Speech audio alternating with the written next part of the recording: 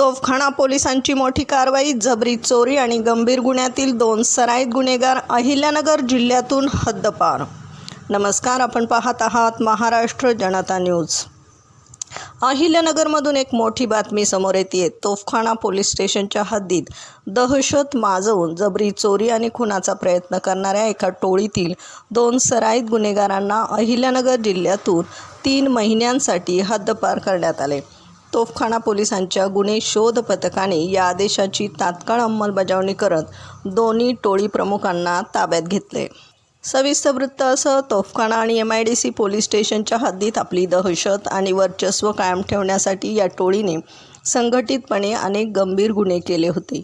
यामध्ये घातक शस्त्रास्त्रांसह खुनाचा प्रयत्न करणे, बेकायदेशीर जमाव जमवून जबरी चोरी करणे आणि गंभीर दुखापत करणे अशा विविध गुन्ह्यांचा समावेश आहे.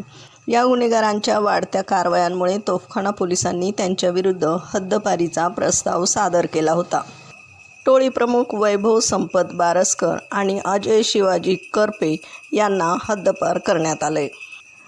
गुन्ह्यांचे गंभीर स्वरूप आणि पुरावे विचारात घेऊन महाराष्ट्र पोलीस अधिनियम 1951च्या 55 कलम अन्वये ही कारवाई करण्यात आली आहे. अहिल्यानगरचे पोलीस अधीक्षक मुमक्का सुदर्शन यांच्या आदेशानुसार तोफखाना पोलीस स्टेशनचे पोलीस निरीक्षक बाळाजी वैद्य यांच्या गुन्हे आणि शोध पथकाने या दोन्ही सराईत गुन्हेगारांना तात्काळ ताब्यात घेऊन जिल्ह्याच्या कार्यक्षेत्राबाहेर काढले आहे. प्रतिनिधीसह महाराष्ट्र जनता न्यूज, अहिल्यानगर.